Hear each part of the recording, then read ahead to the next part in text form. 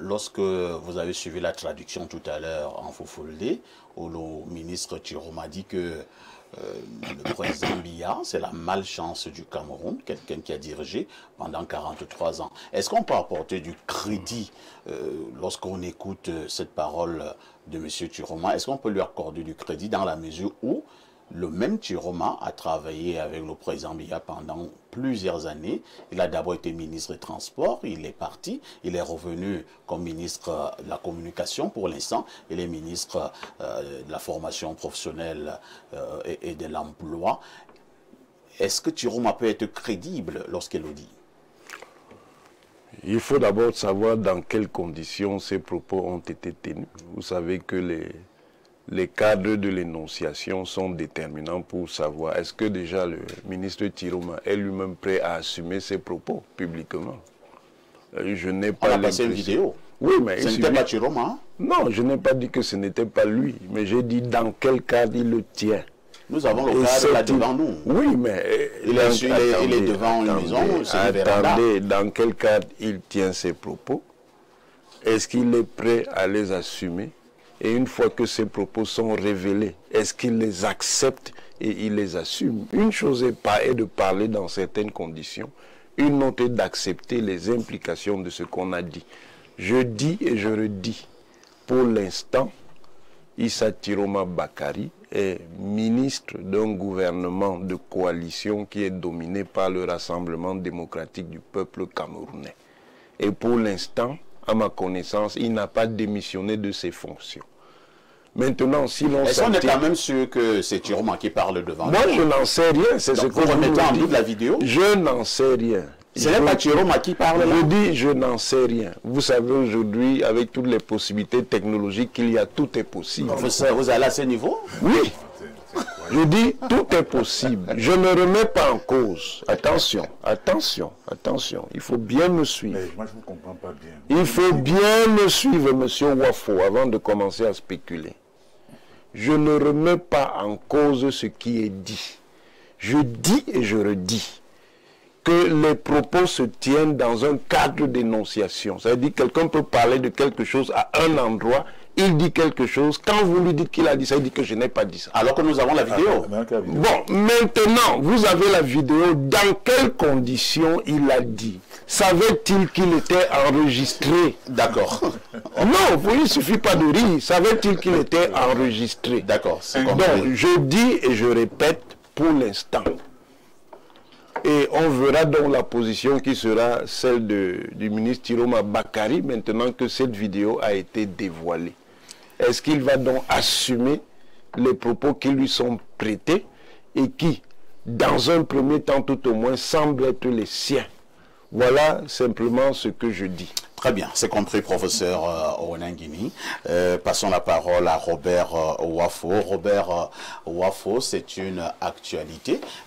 Nous, en tant que journalistes, nous avons eu cette information que le FSNC de Chiroma et l'UNDP, ces deux partis politiques sont en train de vouloir remettre en cause leur alliance avec le RDPC. Et nous sommes tombés sur cette vidéo de M. Chiroma. La traduction a été faite sur le plateau par Amadou Aminou, qui maîtrise bien le Fofulde. Alors, vous, en tant qu'homme politique, quelle est la réaction que vous avez de cette nouvelle posture de ces deux membres du gouvernement à l'approche d'une élection présidentielle? Est-ce que nous pourrons mettre cela sous le coup d'un chantage d'ordre politique? Je vais dire une chose. Nous sommes à l'ère du numérique. Oui. Cette vidéo est devenue virale dans les réseaux sociaux. Ça fait, je crois, 2 ou 3 ou 4 jours. Il n'y a pas eu de démenti quelconque du ministre Issa Chiroma Bakary, qu'on ne vienne pas faire dans la fiction sur ce plateau. Il n'y a pas eu de démenti. Vous avez posé la question à M. Mathias Onangini au moins 3 fois. Vous l'avez rappelé, mais voilà la vidéo. Voilà la vidéo. Il a fait dans des contorsions intellectuelles pour dire qu'il ne sait pas, un peu comme ce qu'il avait dit à l'époque. Il a parlé du cadre de l'énonciation. On appelle quoi cadre? Un homme politique comme de la trempe de Issa Chiroma Bakary, du ministre Issa Chiroma Bakary, sait bien de quoi il parle. Mais vous croyez qu'il peut imaginer que dans la foule, là, il n'y a pas de gens en train de le filmer? Mais est-ce qu'on filme en cachant la caméra? Pour filmer, il faut bien cadrer la personne. Donc, et moi je dis, de ce qui est ressorti des réseaux sociaux, il dit précisément ceci.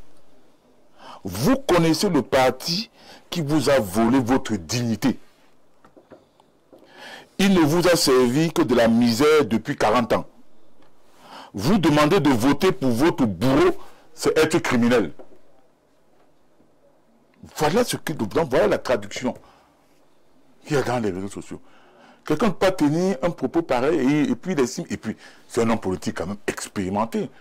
Il sait bien qu'à chacune de ses sorties, il y aura certainement les agents de renseignement. Il le sait très bien, il n'a pas tenu dans un salon. Il a tenu en public, vous avez bien montré la vidéo. Alors, lorsque vous avez fini de le dire, maintenant, votre réaction, votre analyse de cette nouvelle posture de Issa Chiroma Bakary.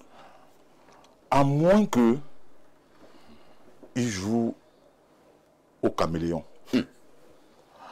À moins que il ne fasse comme quelqu'un sur ce plateau qui est parti de la théorie du chaos lent et de la théorie et du refus du pouvoir perpétuel pour embrasser celui qui dénonçait hier. Éviter les attaques personnelles. Je n'ai cité personne, il se reconnaîtra. Est-ce que j'ai cité quelqu'un? Allons dans l'analyse. Est-ce que j'ai cité? Mais je suis en train d'analyser. Je dis, à moins qu'il soit en train de le faire, moi je trouve que ces propos, c'est fort de café. Pour cette alliance. Si on doit analyser strictement ces propos, ça veut dire que M. Chiroma est en train de dire qu'il ne sera plus dans cette alliance. Bon ben maintenant, comme c'est un personnage dilettant, ce n'est pas la première fois. On a vu M. Chiroma avant d'entrer dans le premier gouvernement.